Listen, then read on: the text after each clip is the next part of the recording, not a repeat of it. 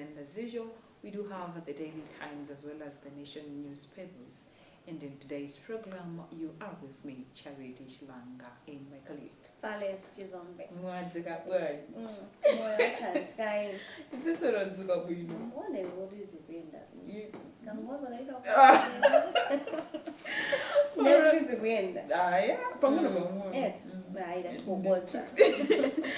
Yeah, to begin with the very front page of the Nation newspaper, Malawians' slowness frustrates Chakwera.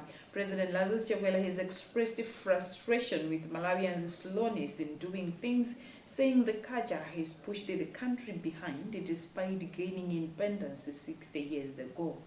Speaking at the 7th edition of the Dynamic Leaders and Gatekeepers Forum in Lilongwe yesterday, the president said the culture of slowness is entrenched in the public service, where people have no sense of urgency, leading to Malawi's stagnation as compared to other countries. And hakuchita zinthu mozizira zomwe zikutibwezeretsa umboyo. I think in the maiden ambira tinazolo panga zinthu mozizira. Chifukwa kuti tunene zoti pa 6 July timasanga zoti takwanitsa zaka 6 tikuzamulira patoka. Komano kuona meneziro zikuendera mdziko muno. Zolo kuti mupite muzipatala kuti tikamati 60 years pano pabwezi muna tikupanga expect kuti ayi ma heart surgery aja tochita mdziko mwathu muno. Ma surgeries also amene afunika kuti tizipita kunja jachitika mdziko muno kuma you go to our hospitals you find kuti mankhwala iwe udwala matenda nayi olofunika mankhwala nayi ngangokupatsa banana. Balanza twena jama dwala matenda okugwa amafunika zikandira mankhwala. If you go muzipatala ngoba mankhwala amene aja mulibemo. Kuma rubasangala kuti takwatiza 60. We are slow in doing our things. Even we talk of development in our hospitals. Yes, you see zijazofunikira zija the pace mini zikuendera. I think vamakhala palizolinga. I think amine amakhala zokuti ndadindo oti azipanga zinthu ngati zimenezo mwina kuti aziona kuti zikuyenda zituko zimene zofunika madera zikuchitika mkhansa even ma member MP amene ali akuderako amene akhala mwina akugona kuti apange zinthu zokuti ziyende. Tena Malawi tidzuke.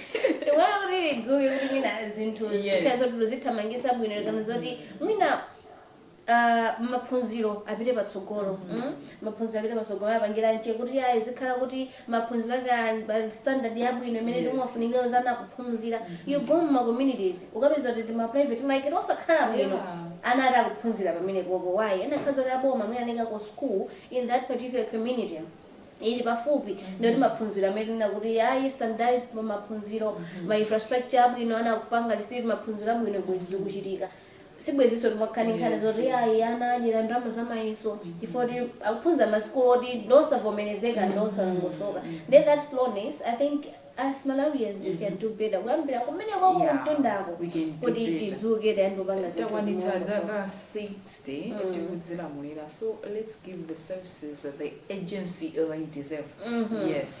On the front page of the Daily Times, there is a story, and the headline reads "Suicide Crisis," and a sub-headline. There are two actually. The first one reads 281 people die in 6 months, and the second one reads 47 cases recorded monthly. And partly, the story reads 281 people have killed themselves in Malawi from January to June this year. The Daily Times has linked as early as January 10 this year. The issue of suicide was in the news when an 18-year-old man committed suicide in Dowa district. Mponera police station spokesperson Mark Patson in Sadara identified the deceased as Hastings Chakafuma, adding that he killed himself in Nason village. He left a note in which he indicated that he had killed himself because he was not happy that his aunt was not pleased with his multiple relationships. Komarai, that went to Zaga 6. Komaso, I would in my cases suicide kuti anthu akuzipha chiwerengero cha anthu odzipha 281 people mwezi wino uliwonse. That's too much.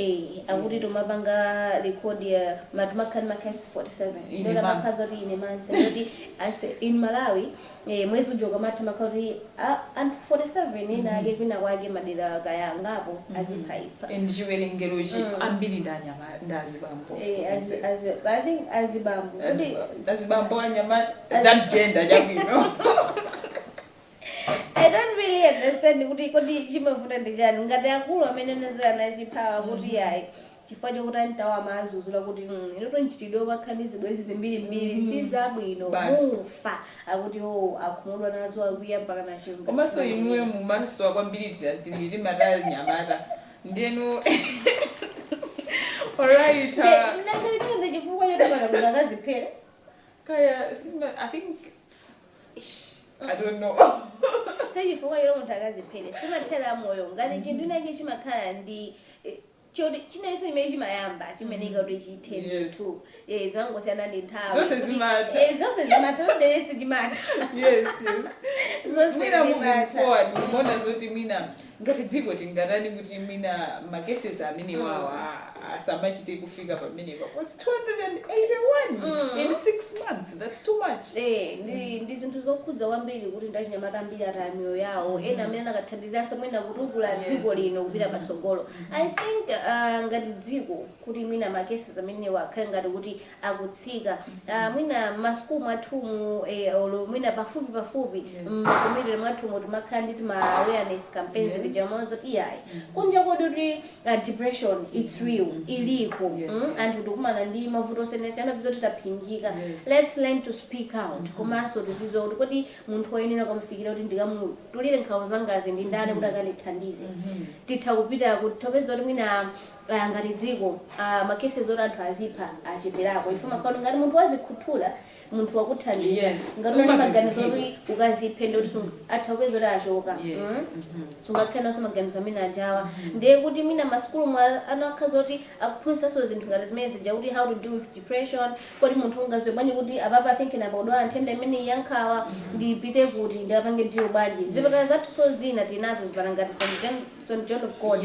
You go there ngati unaona zoti ine asinki ndikuzimva ngati kuti maganizo anga akuthawa ndimwina ndikuganiza zozipha asionji. You go there kwafuta kuzoti ine I think kudusa munjira izi ndizi amakakuthandiza opasa guidance ndengatiso mmakommunity atati azipanga zimene zimene pafupi abwere achachigali mutu aja ndilo imba chawo kulengezera ikulu nthenda zankhawa tenti zonanani bwinobwino mukamona munthu kuti apanga zake zodabwisa fulumira 9 muthandizeni kamula 9 kuchipatala imene chinamuna pafupi akamuthandize zitokhaso bwino komanso most importantly iniyo muzikhanzi munthu wabwino mzanga wabwino ndipezeka zoti ineyo ndili ndi nkhawa I'm stressed ndifuna ndikazerula ndibwera ndizakuuzani inuyo momwe inuyo mundithandize bwinobwino ineyo mpeza kuti mwatenga nkhanija mukaiponya yomwe limachukana nazimayi ndi munthu kamayindo mongodebona thangokulozerana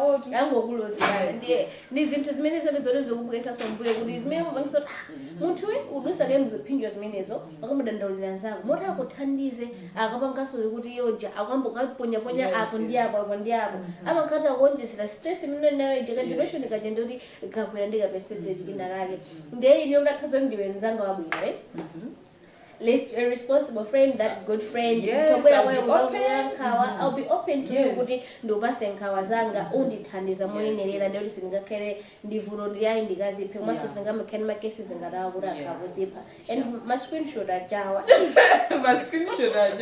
ndilero nkhani zampasa kuti ngati yazipha robot ndine ndendika why don't you know my feelings makhala now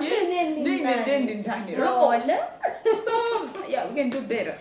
Yes. Okay, still on the front page, 2 ministers splash 76 million kwacha in NCP race. Zikale Chichola by votes up north. Part 3. The story says 2 cabinet ministers on Wednesday evening gave out 76.5 million kwacha to North-South region delegates in Mzuzu in a bid to win their support ahead of the Malawi Congress Party MCP elective convention next month. In separate interactions with the 150 potential convention delegates at Nyachanda Motel Hall, Minister of Finance and Economic Affairs Simplex Chichola Banda gave 200,000 kwacha each, translating to 30.6 million kwacha, before Minister of Homeland Security Kenzi Kalingoma disbursed 45.9 million kwacha, or 300,000 kwacha each. By the end of the day, the delegates walked away with 500,000 kwacha each, while the two ministers collectively spent 76.5 million kwacha. Chichora is vying for the position of Secretary General, while Ngoma is eyeing that of the first deputy president. There I will go, we know. 500. You must agree and children. And who's always in the baby dog? And is the weird. Is the weird. Yes. Commando, I don't think my votes are to Mutunga, good and in drama. Malawians will fool you. Malawians will fool you. I was the way they'll come to you. I'm about to report. I run. When they die in Museum, and how much try? You know, background is really we know. Also, that I remember I think tonight and Gamuga don't. Tim on a minute into the Wushi to get on okay, our bank is for the Fna. Tim Waiga. Commando Mina Banana Brazil was made my Florida, the Bangirim was one to mono. You talk of Winama school, I would only go down and got to Bangas Minas. Penavagam never fliga bridge, and I'm a Gologa Mitinji. Kinagato Giraga. Also, I was mentioned. I don't go where I was Monto, and in drum. But people receive that money.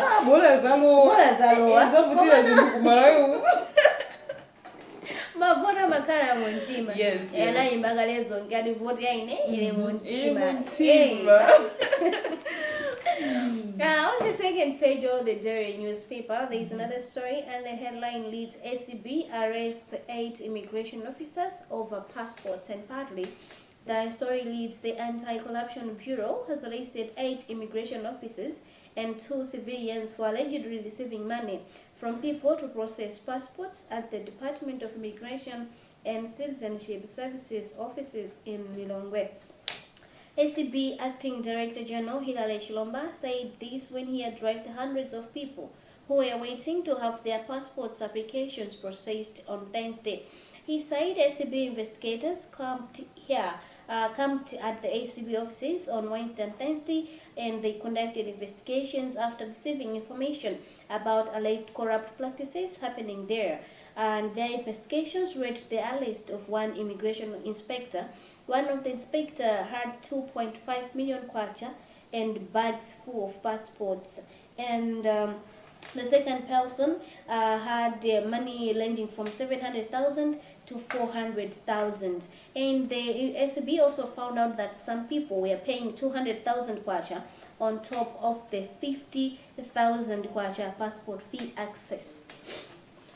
I think that's the way to go. And who are as in Jariwago. Garindola wa coat Longelizi Galamuna. Gari Sola Quasom. Basi the move would go mano so mapezeka zote anthu amangidwa amalawi sote kuyankula amangidwa chancha. I don't think it because of it anazo batsogolo. I think corruption cases is sort of mabangisa ndifeyo na made mabizodi tukuti pemenera modo kuti decision ikachidika. Imagine muntu ufuna akabangise passport ya 50,000 kwacha and wapeleke 200,000 kwacha pamwamba akura di passport akwecha it's not fair. Yes. It's his own. If you go to immigration, what is it?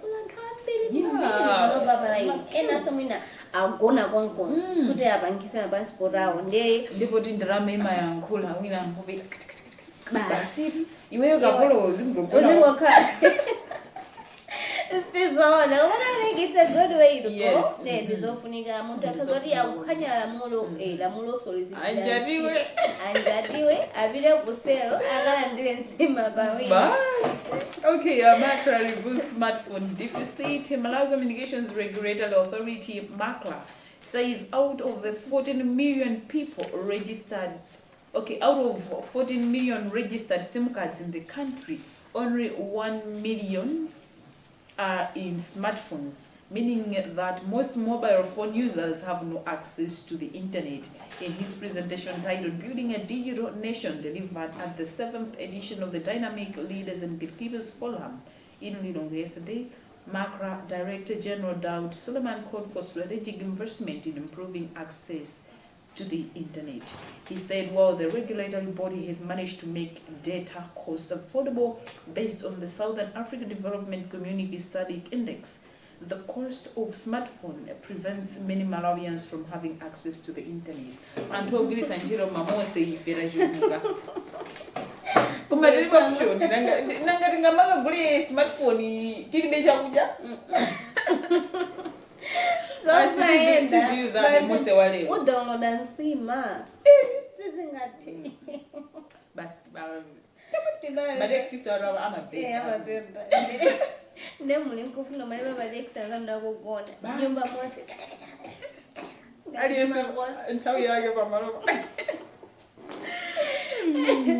Komana mwina tira kuti dziko mwina tina krizoti technology we gwitsa ntchito mwino zinthu zina tithawapanga konkono mnyamvangira ku China ya ona uli ku China the class ndithu kana ang'ono koma you find out kuti akupanga ma gadgets henaki ndekuti amene aja akapanga install that thing in them akukula nazo ndi amakhala they are business minded also ndikuti akamapita akamakula makhala akula ndi knowledge imeneyo that business minded thing koma nawe zoti akukwanitsa kupanga zinthu zimene ma projects ambiri amene feyo timabizo kuti kupanga purchase from them nakazo mna so mari kwa tungo kuti apanga zimenezo sibweza anthu ambiri agwisa ntchito makosalero bweza mafoni anthu tuli nawo aliso pa mtengo wabwino kuti upeze foni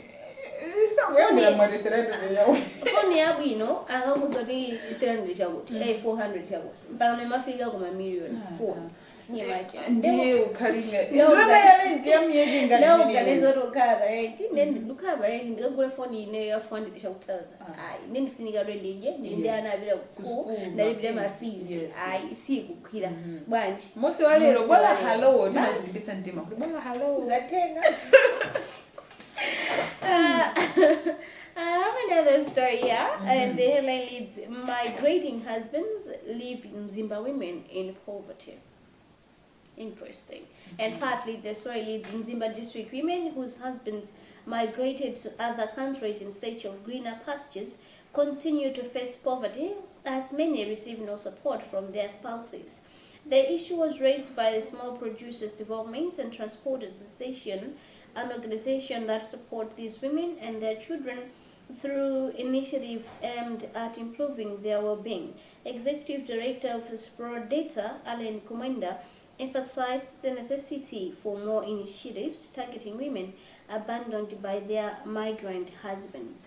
Azibambo imumangoti tikupita kutheba abiwatheba akastaga ndubira kutheba zi ana kunasivutika asisabwisa sizimakhala zabwino siziyazi mind yana mumphawi osaneneka sizimakhala zabwino mwina ngati pokuganizira mwinera kuganizira kuti apite kumene koko chabwino pitani mungapita mungakwira ntchitoyo chondeka chithandizo koso maisesa marani kumatumiza kono kuti tuvutoli makhazi otanthu kuti maiwala kumakhala kuyiwala pochoka kuno umati mavuto awo njeza mona zinthu zikundivuta na mafizi chani mwina ndikaoneko zina kupita kumene kuja ndikuyiwala kala kumakhala kukomedwa ndi chani kaya South lady abuzire makomedwa lesi zinthu zabwino mabeze muzuchitsana muzuchitsa azimayi mwina so inamba nena zokuti ndinkampera kokasimu nganda but this guy amagamba ndithuti malangizo tabwino nabwino nankana zoti ngati to wapanga chisankho choti iweyo ufuna ukwatire ndayesenza kuti iwe ndikanjira kena kake koti ukuthamanga upeze kena kake kuti sithandizira banja lako komanso ngalaona kuti iweyo wekha kuti ugule paketi ya sugar zikhangati zikuvuta usakampute mwana wa mwini koma ndibwino ndikukampanga mwana wa mwini abuleseta azinzake mdziko muno kuti iso zikanika kutigulira ndi sugar imwe kuti anthu timenezo ndiye sizinthu zabwino ngati ukona zoti iweyo I think ndafikapo yonesana zoti pamene mufikapo kuti mufuna mukantenge mwana wa ine yache you have something tangible to do osakamudyetsa gaga risezipana sana inakale kuti iyayi uye mukumtenga mungamusamalire nyumba yesu janemba kuti mumuchengerere bwinobwino tinenje yonse mupanga kuti chikuthenga mumusamalire osati mumusiye kuno kinagati muzinka uko sizimakhala sizimuonekaso bwino. Alright, moving on to the business segment. GIA targets to grow NBM profit to 100 million United States dollars, wants to increase customer base to 2 million. Part with the story says the National Bank of Malawi NBM PLC newly appointed Chief Executive Officer Harold GIA says he is well prepared for the job and targets to deliver 100 billion United States dollars, about 175 billion kwacha profit after tax for the bank by 2027. He said he also plans to increase the Malawi Stock Exchange listed bank's customer base to 2 million and increase its regional reach. A jump off for more women engineers. Part of the Israeli electricity generation company of Malawi says it needs more women to take up decision-making positions at the company. The state-owned firm says women are major users of electricity at homes, hence should be in the forefront on making decisions in the energy sector. And another one needs, I'll just take it very quickly. Transformation needs action, Spark MD says, and partly that's why leads local information and communication technology services provider Spark Systems Limited. Managing Director Wesley Piri has retaliated a call for innovation and action-oriented approach to running business if the country is to make economic headways. Piri was awarded the Most Inspiring Male Corporate Leader Award in Consumer Choice Awards at Sunbelt in Lilongwe last weekend. Alright, let's quickly move on to international news, and how one here it leads Ruto fires entire cabinet. Apart from the story says Kenyan President William Ruto yesterday fired all his cabinet ministers and the Attorney General following the recent deadly anti-finance bill 2024 protests that killed 39 people. In making the announcement, he said he had reached the decision upon reflection, listening keenly to what Kenyans say, adding that he did a holistic appraisal of the cabinet's performance as well as its achievements and challenges. Emergency abebe bas kwa beba agudia unazokuti simuganja na mandiga kabumeni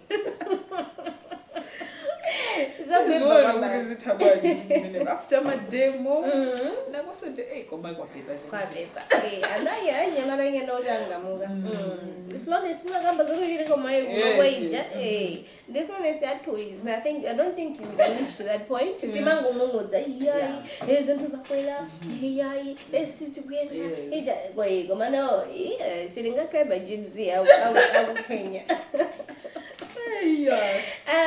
Moving on to arts and culture segment, I will take one. Mafunyeta Memorial Show set for August 18, and partly the story leads the 7th edition of Mafunyeta Memorial Show will be held on August 18, 2024 at National Memorial Tower in Lilongwe. Organizers have since said they are looking forward to the base of the annual event that celebrates the life of musician Mafunyeta, the dancehall star and Mabingania Empire founder Renam Patri Maglasi died on 11th August 2013. Alright, still in arts and culture, Mr. News on SKC and Lucius Panda. Mr. News will this year not celebrate the annual is it Mlangano? It's Mlangano. Okay. Cultural Festival, as they are mourning the death of its prominent members, former Vice President Cyrus Klaus Chilima also known as SKC, and the musician Lucius Panda. The late Chilima was also Inkosi Yamakosi Gomani's advisor, traditionally known as Impi Ibiani. Banda was Maseko Heritage Trust active member in the fundraising committee. Yes. I think we can move to the back page of the newspapers and how we would hammer that too. Malawi wins silver best player award in Kenya. In part, the story leads Malawi men's national cricket team continues to excel on the international scene, securing a second place finish at Kwandrango T20 series in Nairobi, Kenya on Wednesday. Kenya clinched the top position after leading in the final against Malawi. The final was disrupted by heavy rains. The host emerged victorious after accumulating more points than Malawi in a competition that also featured teams from Zambia and Luanda. Right, Bullets excited to face Red Arrows. Malawi's representatives in the 2024 Confederation of African Football CAF Total Energies Champions League FCB Nyasa Bullets say they are excited to meet neighbors Red Arrows of Zambia in the preliminary round. This follows a draw held yesterday in Cairo, Egypt, which pitted the TNM Super League champions against the Zambian TN Super League champions. Right, and that also brings us to the end of our today's press review program. Remember, we just take you through some of the stories. And if you want to have a full picture of what's in the papers, you can get your own copies. Both are going at 2,000 Maliza kuelenga, yes. Nchito zama newspaper izende zambi. Wamangira somba, yes, mandasi. Kuika munobido. Kitchen hygiene. Yes. Kama zote okay, balo balitaunga mazi, balo balitakuja nsima. Also lokabeza makapota. Now today's program, you were with me, Charlie Lechilanga, alongside Fales Chizombe. Continue watching Luntha television for the rest of our programs. Good morning.